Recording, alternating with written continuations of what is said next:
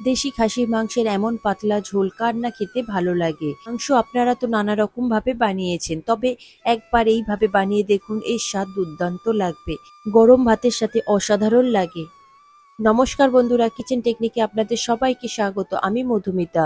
আজ বানাবো দেশি মাটন কারি রেসিপি। মাটন কারির জন্য নিয়েছি আমি এখানে 500 গ্রাম পরিমাণে দেশি মাটন। দেখুন, মাটনটা দেশি রয়েছে বলে পিসগুলো একটু ছোট ছোট রয়েছে, আর এই পিসে কোনো রকম ভাবে চর্বি নেই। তবে আপনারা চাইলে রেওয়াজি খাসি দিয়েও করতে পারেন।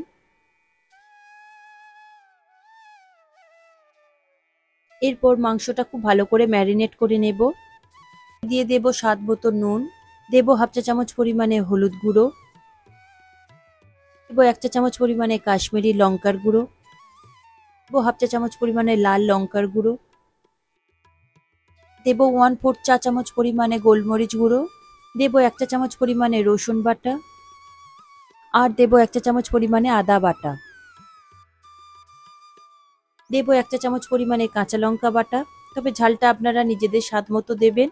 সঙ্গে দেব 2 টেবিল চামচ পরিমাণে সর্ষের তেল, আর দেব 3 টেবিল চামচ পরিমাণে ফ্যাটানো টক দই। টক দইটা অবশ্যই আপনারা রুম টেম্পারেচারে থাকা টক দই দেবেন। এরপর মাংসটাকে খুব ভালো করে মাখিয়ে নিতে হবে।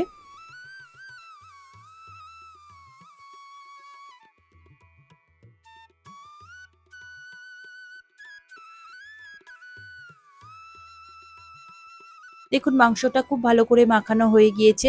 এরপর মাংসটাকে 1 ঘন্টার জন্য আমি এইভাবে রেখে দেব রেস্টে। এরপর নিয়ে নেব একটা কড়াই। কড়াইটা গরম হলে দিয়ে দেব 3 টেবিল চামচ পরিমাণে সাদা তেল। তবে আপনারা চাইলে এটা সর্ষের তেল দিয়েও করতে পারেন। তেলটা দেখুন গরম হলে এরপরে দিয়ে দেব সামান্য একটু নুন, আর দিয়ে দেব সামান্য একটু হলুদ গুঁড়ো, আর সঙ্গে দিয়ে দেব হাফ চা চামচ পরিমাণে কাশ্মীরি লঙ্কার গুঁড়ো। এরপরে গ্যাসের ফ্লেমটা লোতে রেখে কয়েক সেকেন্ড মতো একটু নাড়াচাড়া করে নেবেন। এরপর দিয়ে দেব আমি আলুগুলো। আমি খুব ভালো করে একটু ভেজে নেব। তবে এই সময় গ্যাসের ফ্লেমটা মিডিয়াম টু হাইতে রাখবেন।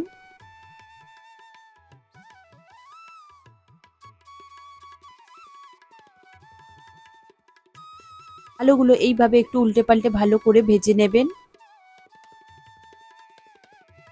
দেখুন, আলু আমার ভালো করে ভাজা হয়ে গিয়েছে। এরপরে আমি ঝাঁঝরির সাহায্যে তেল থেকে তুলে নিয়ে আমি একটা পাত্রের মধ্যে রেখে দেব।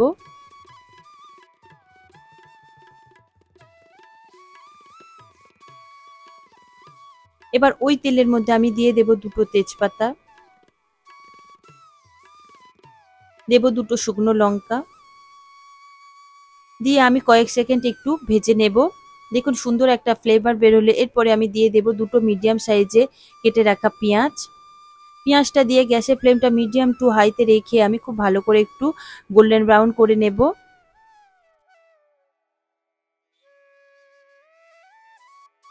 দেখুন, পেঁয়াজটা ভাজতে আমার 3 থেকে 4 মিনিট মতো সময় লেগেছিল।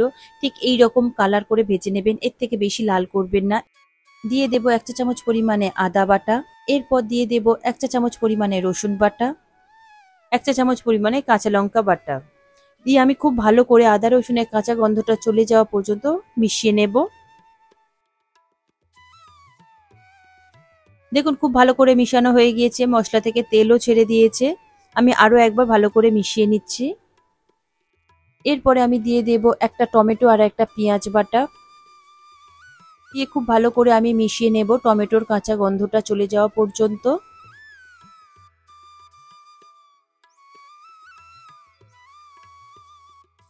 মশলাটা খুব ভালো করে কষানো হয়ে গিয়েছে। এবার মশলা থেকেও খুব ভালো করে তেলও ছাড়তে শুরু করে দিয়েছে।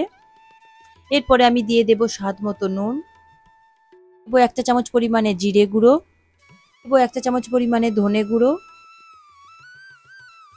দেবো হাফ চা চামচ পরিমাণে হলুদ গুঁড়ো, আর দেবো 1/4 চা চামচ পরিমাণে গোলমরিচ গুঁড়ো। দিয়ে আমি খুব ভালো করে মশলাটাকে মিশিয়ে নেব। এই সময় গ্যাসের ফ্লেমটা আপনারা লোতে রাখবেন, না হলে কিন্তু মশলাটা পুড়ে যেতে পারে। মশলা ভালো করে কষানো হয়ে গিয়েছে। এরপরে আমি দিয়ে দেবো হাফ চা চামচ পরিমাণে কাশ্মীরি লঙ্কার গুঁড়ো, এটা কালারের জন্য দেওয়া। দিয়ে আমি আরও একবার ভালো করে মিশিয়ে নিচ্ছি। এরপর দিয়ে দেবো ম্যারিনেট করা মাংস। এই সময় গ্যাসের ফ্লেমটা হাইতে দেবেন। এরপরে মশলার সাথে মাটনটাকে খুব ভালো করে মিশিয়ে নিতে হবে। মাংস যতটা বেশি সময় ধরে কষাবেন এতে করে মাংসের স্বাদটা অনেকটাই বেড়ে যায়। তবে মাংস কষানোর সময় গ্যাসের ফ্লেমটা কিন্তু লোতে রাখবেন। মাংসের গায়ে থেকে তেল ছাড়তে শুরু করে দিয়েছে। এইভাবে আমি 10 থেকে 15 মিনিট মতো লো ফ্লেমে খুব ভালো করে আমি কষিয়ে নিয়েছি। দেখুন মাটনটা আমার খুব ভালো করে কষানো হয়ে গিয়েছে। এরপরে দিয়ে দেব ভেজে রাখা আলু। আলু দিয়েও খুব ভালো করে আমি মিশিয়ে নেব মাংসের সাথে। দেখুন আলু আমার খুব ভালো করে মিশানো হয়ে গিয়েছে। এখন তেলটা উপরে ভেসে উঠেছে। এরপরে আমি দিয়ে দেব পরিমাণ মতো উষ্ণ গরম জল।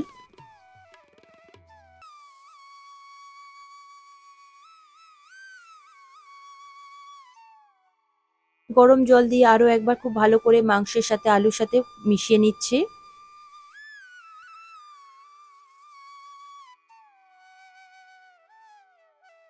দেখুন আমার মিশানো হয়ে গিয়েছে। এরপরে আমি ঢাকা দিয়ে দেব। সময় গ্যাসের ফ্লেমটা লো টু মিডিয়ামে থাকবে, যেহেতু আমি কড়াইতেই পুরো রান্নাটা করছি। পরে দেখুন ঢাকা খুলে দেখছি আমার রান্নাটা পুরোটাই হয়ে গিয়েছে। আমার এখানে মাটনটা রান্না করতে 20 থেকে 25 মিনিট মতো সময় লেগেছিল। এরপর দিয়ে দেব হাফ চা চামচ পরিমাণে চিনি। চিনি দিয়ে খুব ভালো করে একবার মিশিয়ে নিচ্ছি। দেখুন রেডি হয়ে গিয়েছে কিন্তু আমার মাটন কারি। এরপরে আমি দিয়ে দেব হাফ চা চামচ পরিমাণে গরম মশলা গুঁড়ো। আর দিয়ে দেব উপর থেকে একটু ধনেপাতা কুচি। আর সঙ্গে দিয়ে দেব দুটো চিড়ে রাখা কাঁচা লঙ্কা। এখন রেডি হয়ে গিয়েছে আমার দেশি মাটন কারি। আশা করি আজকের এই রেসিপিটি আপনাদের ভালো লাগলো। ভালো লাগলে এইভাবে একবার বানিয়ে দেখুন। আমার মনে হয় আপনাদের সকলেরই ভীষণ ভালো লাগবে।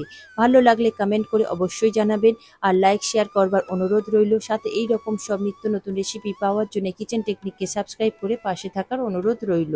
তবে আজকের মতো এই পর্যন্ত। আবারও দেখা হবে অন্য কোনো রেসিপির সাথে। সবাই ভালো থাকবেন, সুস্থ থাকবেন। আর ভিডিওটি পুরো দেখার জন্য অসংখ্য ধন্যবাদ।